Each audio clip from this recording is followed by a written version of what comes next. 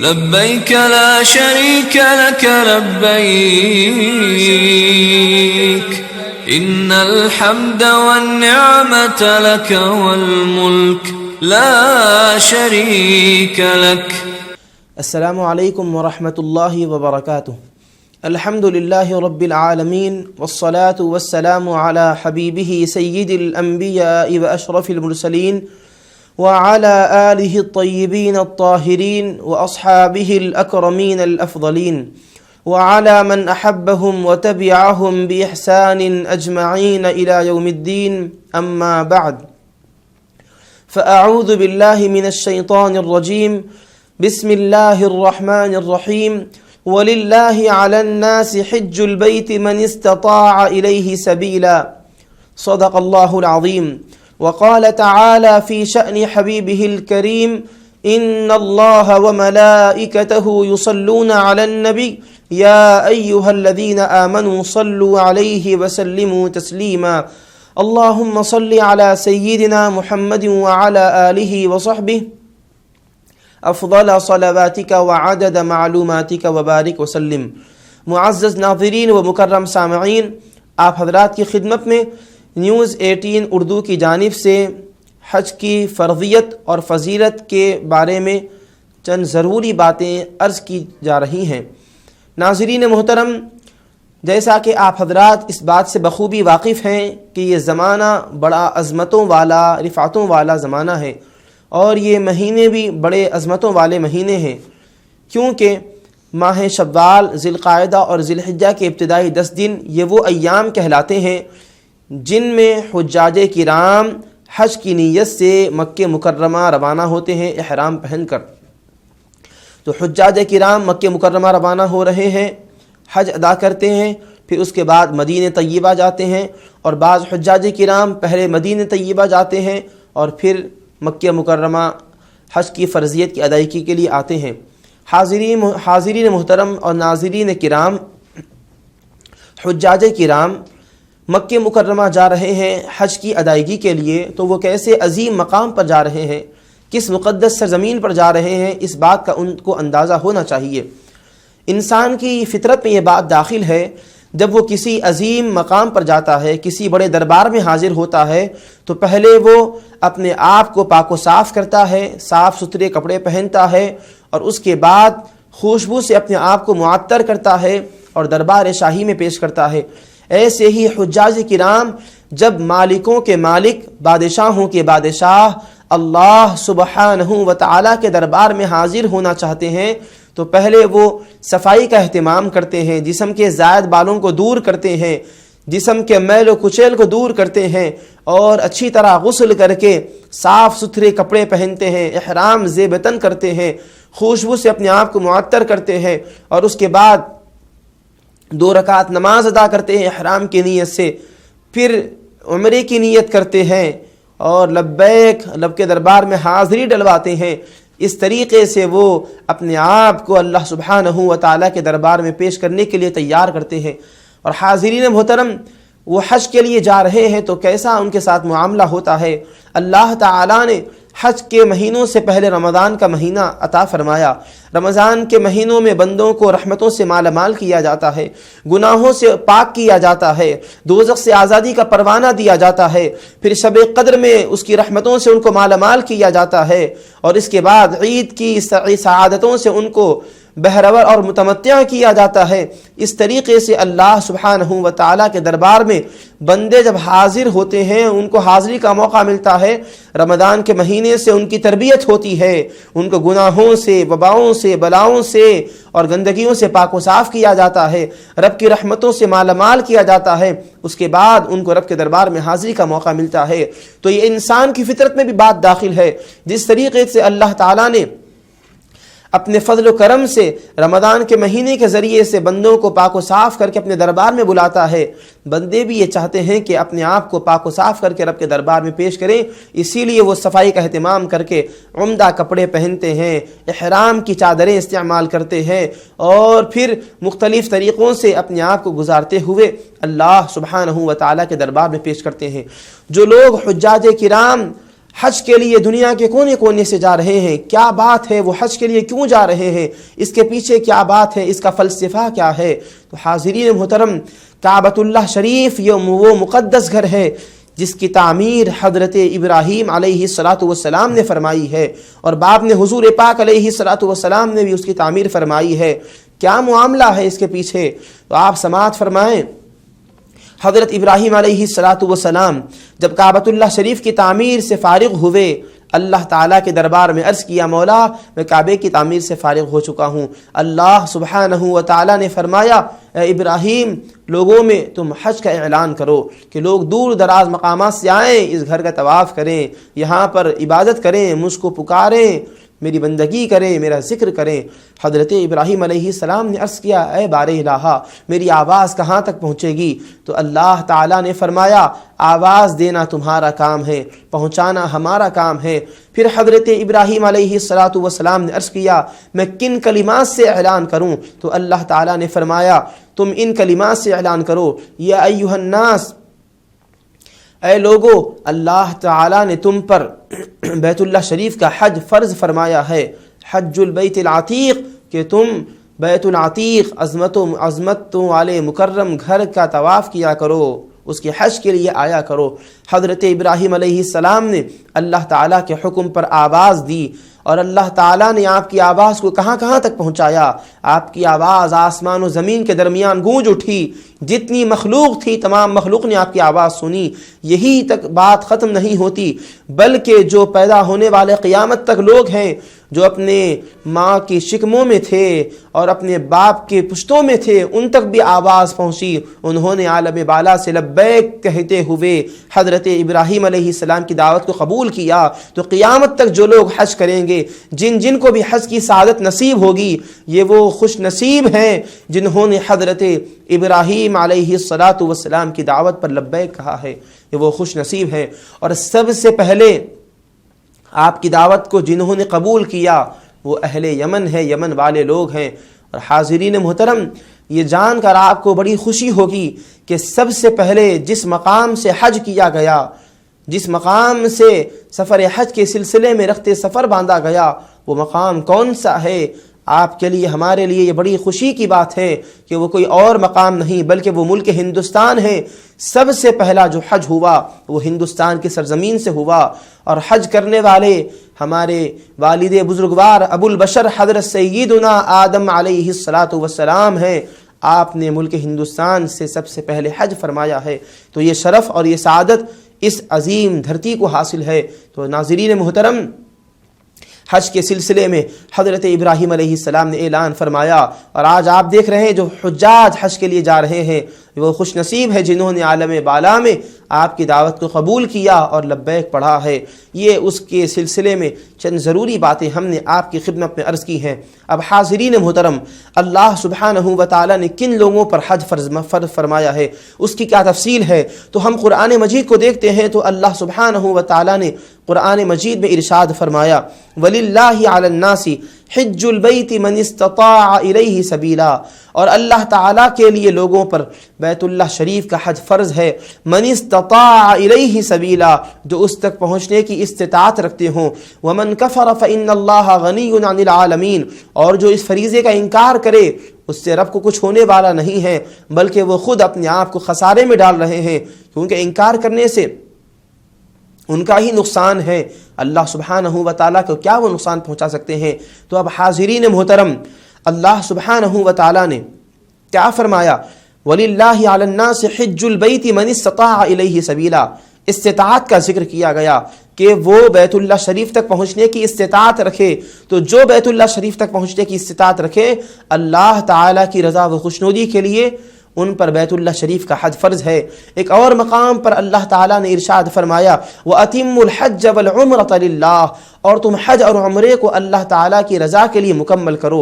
ایک اور مقام پر ارشاد فرمایا، الحج اشہر معلومات فمن فرض فیہن الحج فلا رفث ولا فسوق ولا جدال فی الحج وما تفعلوا من خیر یعلمہ اللہ وتزودوا فإن خیر الزاد التقوی واتقون یا اولی الالباب۔ اس آیت مبارکہ میں کیا بتلایا گیا؟ حج کے مقررہ مہینے ہیں، فمن فرض فیہن الحج، جو حج کے ارادے سے احرام باندھ کر نیت کر لیتا ہے تو اس وقت فلا رفث ولا فسوق ولا جدال فی الحج، کوئی بے حیائی کی بات نہیں کر سکتا، کوئی گناہ کا کام نہیں کر سکتا، کوئی جھگڑے کی بات نہیں کر سکتا، لڑ نہیں سکتا، گناہ کا کام نہیں کر سکتا، بے حیائی کا کام نہیں کر سکتا۔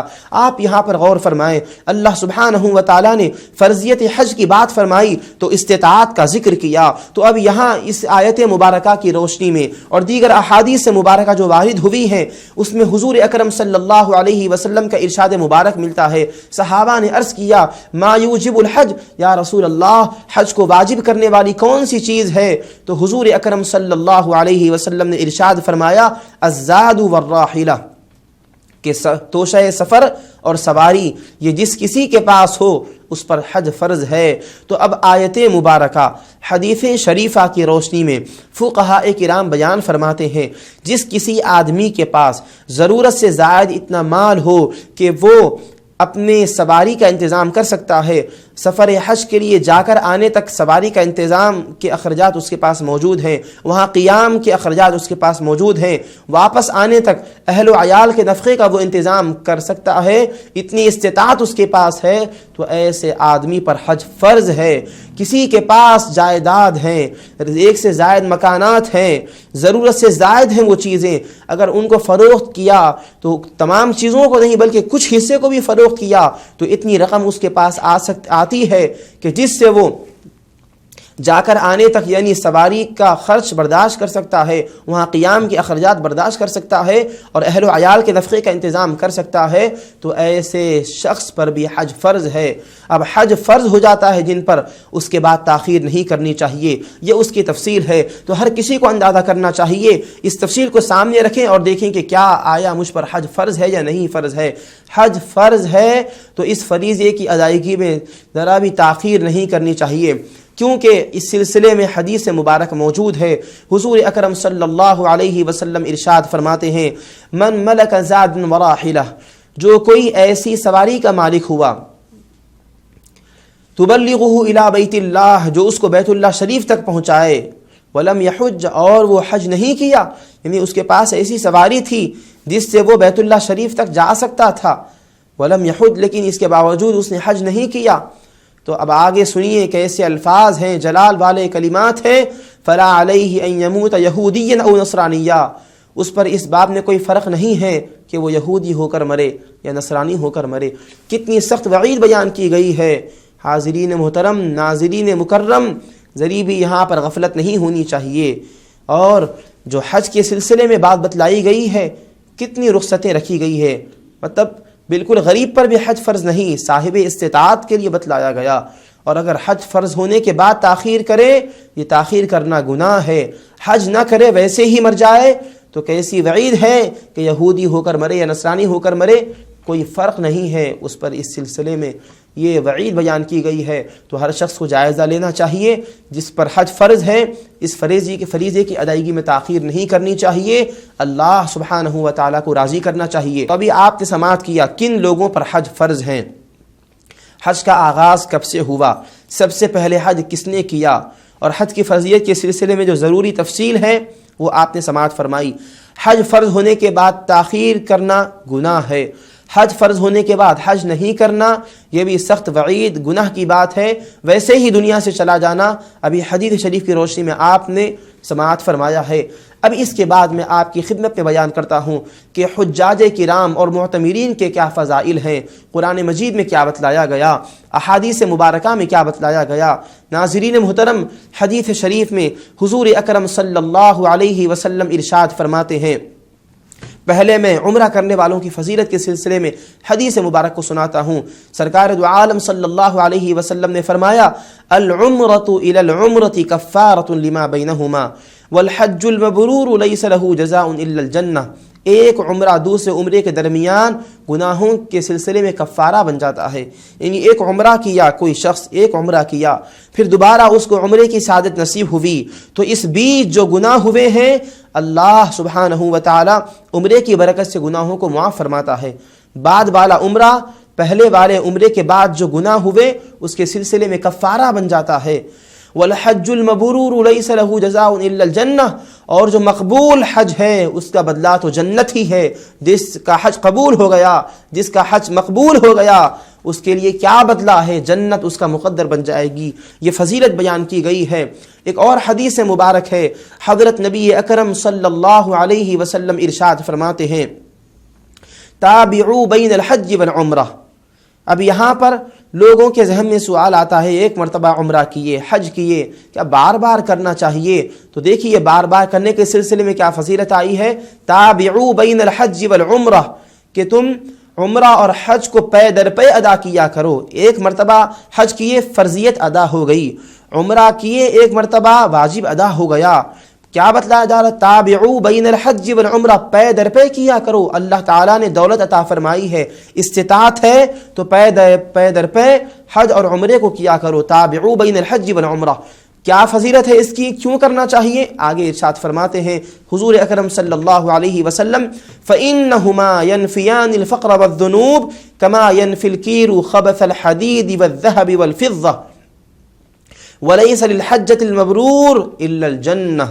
اب حضور اکرم صلی اللہ علیہ وسلم ارشاد فرماتے ہیں پے در پے حج اور عمرہ کیا کرو، کیونکہ وہ دونوں فقر و فاقہ کو، گناہوں کو ایسے ہی کھا جاتے ہیں، ختم کر دیتے ہیں جیسے بھٹی لوہا چاندی سونے کے میل کو ختم کر دیتی ہے۔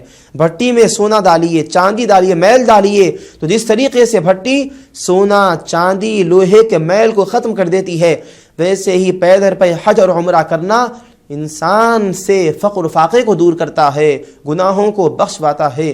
یہ اس کی فضیلت ہے۔ اور فرمایا حج مقبول کا بدلہ تو جنت ہی ہے۔ یہ احادیث مبارکہ حج اور عمرے کی فضیلت کے سلسلے میں وارد ہوئی ہیں۔ اور حاضرین محترم، اس کے علاوہ حضور اکرم صلی اللہ علیہ وسلم کے اور بھی ارشادات مبارکہ موجود ہیں۔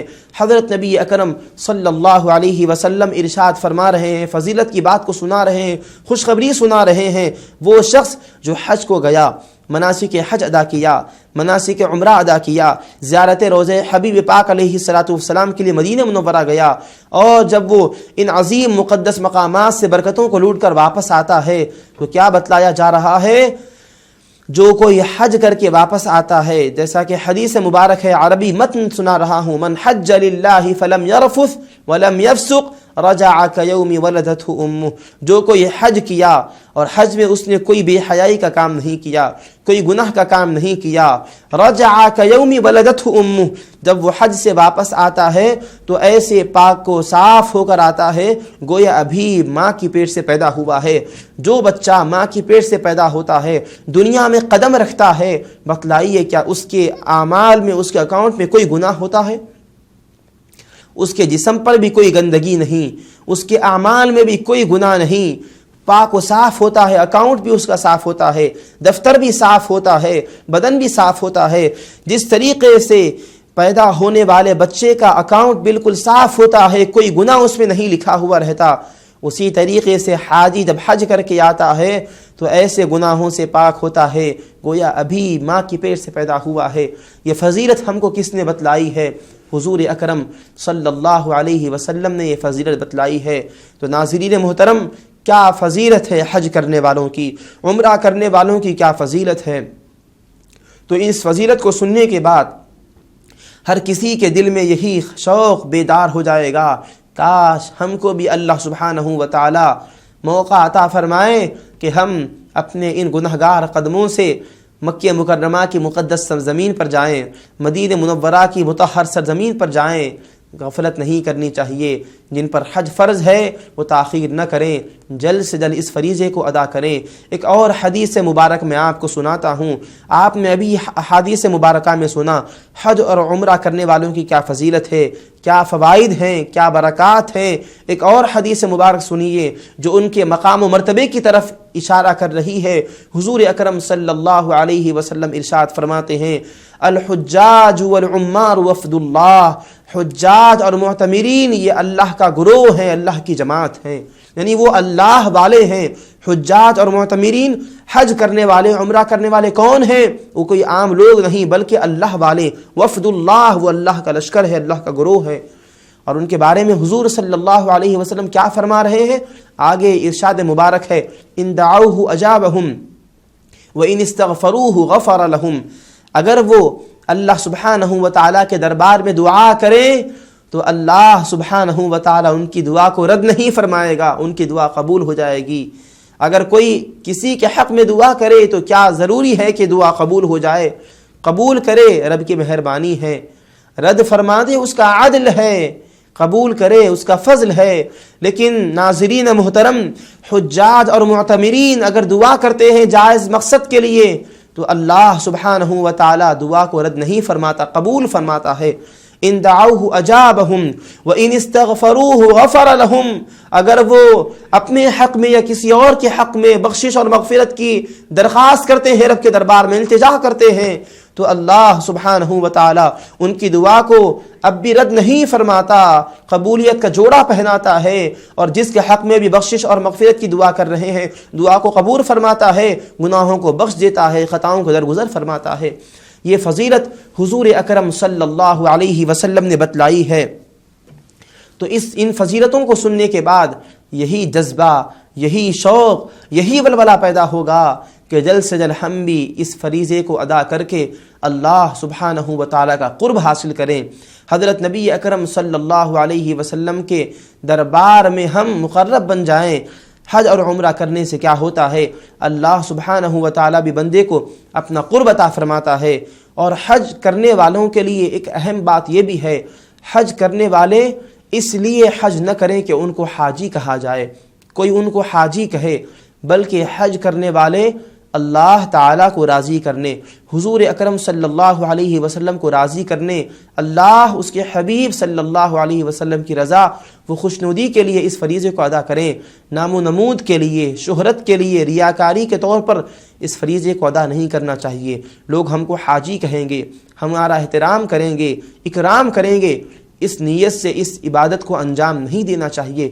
یہ عبادت ہے خالصتاً، اخلاص کے ساتھ، للہیت کے ساتھ، اللہ تعالیٰ کی خوشنودی، حضور اکرم صلی اللہ علیہ وسلم کی رضا کو حاصل کرنے کے لیے اس فریضے کو ادا کرنا چاہیے، ریاکاری سے اپنے آپ کو بچانا چاہیے۔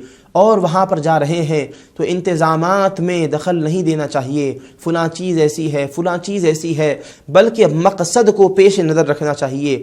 کس مقصد کی خاطر گئے، کیوں گئے، ہمارے جانے کا مقصد کیا ہے، وہاں پہنچنے کے بعد یہ سوچے ہمارے یہاں آنے کا مقصد کیا ہے۔ ہم عبادت کے لیے آئے، عبادت کرتے رہیے، کثرت کے ساتھ عبادت کیجیے، خوب عبادت کیجیے، دعائیں کریے، قرآن مجید کی تلاوت کیجیے، اللہ سبحانہ و تعالیٰ کو راضی کیجیے، استغفار کرتے رہیے۔ آنے کا مقصد جو ہے اس مقصد کو ہمیشہ پیش نظر رکھتے ہوئے مقصد کے کبھی بھی خلاف نہ جائیں، مقصد کو نگاہوں کے سامنے رکھیں، مقصد کو پیش نظر رکھیں، کوئی غفلت کا کام، کوئی گناہ کا کام، کوئی غلط کام وہاں پر نہ کریں۔ اور اسی طریقے سے وہاں پر جو زمزم، آب زمزم ہے، اس پانی کو بھی خوب پئیں، کیونکہ اس پانی کے سلسلے میں بھی کیا فضیلت بتلائی گئی ہے، ماء زمزم لما شرب لہ، جو زمزم کا پانی ہے وہ ہر اس مقصد کے لیے ہے جس مقصد کے لیے وہ پیا جاتا ہے۔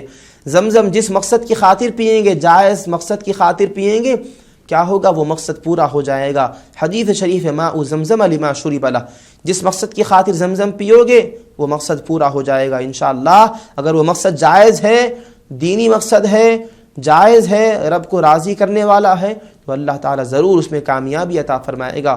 اور اس کے علاوہ زمزم کے پانی کی کیا خاصیت ہے، کیا خوبی ہے، اس کی خوبی اور خاصیت کے بارے میں یہ بتلایا گیا ہے۔ اس کے اندر صرف پیاس کو بجھانے کی صلاحیت ہی نہیں، بلکہ اس کے اندر مختلف روحانی چیزیں بھی موجود ہے، اس کے اندر غذائیت بھی ہے۔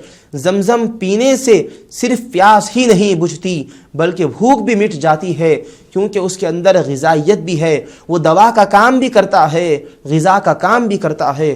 زمزم پینے کی کیا دعا ہے، حدیث شریف ہے، حضور اکرم صلی اللہ علیہ وسلم نے دعا جو سکھائی ہے میں آپ کو سنا رہا ہوں، اس دعا کو یاد کر لیں۔ وہاں پر جب بھی زمزم پیئیں یہ دعا پڑھتے ہوئے زمزم پیئیں۔ وہ دعا یہ ہے، نبی اکرم صلی اللہ علیہ وسلم نے ارشاد فرمایا جب تم زمزم پیو تو یہ دعا پڑھا کرو، اللہم انی اسألک علما نافعا ورزقا واسعا وعملا صالحا وشفاء من کل داء۔ اس کا ترجمہ بھی سماعت کیجئے، اے اللہ میں تجھ سے علم نافع طلب کرتا ہوں اور کشادہ رزق تجھ سے مانگتا ہوں اور ہر بیماری سے شفا مانگتا ہوں۔ اللہم انی اسألک علما نافعا ورزقا واسعا وعملا صالحا، اور نیک عمل کی میں تجھ سے توفیق مانگتا ہوں۔ اے اللہ میرے علم میں اضافہ فرما، میری روزی میں برکت عطا فرما اور ہر بلا و آفت سے حفاظت فرما، وشفاء من کل داء، اور ہر بیماری سے حفاظت فرما۔ یہ اس کا ترجمہ ہے، اس کے ترجمے کو بھی ذہن میں رکھیں۔ زمزم شریف پیا کریں، وہاں کے مقامات مقدسہ کا ادب کیا کریں، بے ادبی نہ کریں۔ وہ ادب والا مقام ہے، عظمتوں والا مقام ہے، وہ مقام ہے جہاں پر اللہ سبحانہ و تعالیٰ کے انبیاء کرام رسل عظام علیہم الصلاۃ والسلام تشریف لایا کرتے تھے، اور ہمارے حضور اکرم صلی اللہ علیہ وسلم اپنی حیات طیبہ کے 53 سال اس مقدس سرزمین میں گزارے ہیں۔ تو اس مقام کا ادب کیا کریں، اور وہاں پر وہ عظمتوں والا گھر ہے جس کی طرف رخ کر کے اب تک نماز ادا کرتے تھے۔ اللہ تعالیٰ نے فضل فرمایا، اب اپنی آنکھوں سے اس مقدس گھر کا دیدار نصیب ہو رہا ہے۔